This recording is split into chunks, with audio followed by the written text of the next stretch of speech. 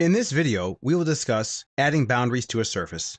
If you'd like to follow along with this video, please open the file adding boundaries to a surface.dwg located in the training folder as discussed in the Working with this Dataset video. Civil 3D allows you to add boundaries to a surface. The types of boundaries that you can add are outer, show, hide, and data clip.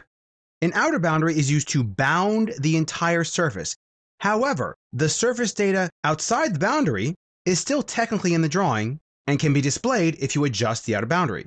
A hide boundary is used to hide an area that you do not want to triangulate or show triangulation for. An example of this would be a pond, a building, and so on. A show boundary is used to show the inside of that hide boundary. An example would be, let's say you were designing an island in the middle of a lake or a pond, and you could actually show the outside where the land is, hide some of the pond, and then show the actual island. Lastly, a data clip boundary removes the surface data outside the boundary from the drawing, not allowing it to be inside the drawing, making your drawing a little smaller. So let's go ahead and look at a couple of examples here. Let's first look at a building. So we've got a building right here, and we obviously don't need to show triangles inside there. So let's create a hide boundary of this building.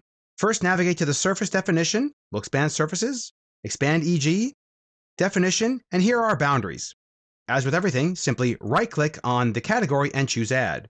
We'll call this one BLDG. This will be a hide boundary. Notice how you can pick the ones here.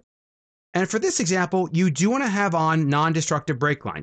What this toggle does is it allows you to tell Civil 3D to triangulate right up to the actual object, even if surface data is not there.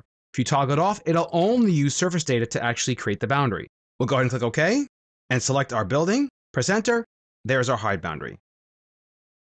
Let's look at another example here. Let's just do a zoom extents. Let's actually use this 2D polyline as an exterior boundary for our entire surface. We'll go ahead and right-click on Boundaries and choose Add.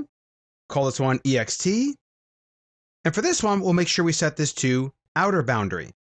Toggle off non-destructive break lines because if we don't have any data to the 2D polyline, we don't want to necessarily just stretch those triangles because that will obviously be erroneous data. We'll go ahead and click OK here.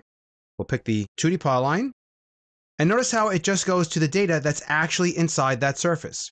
So these are contour lines or points that Civil 3D is triangulating to.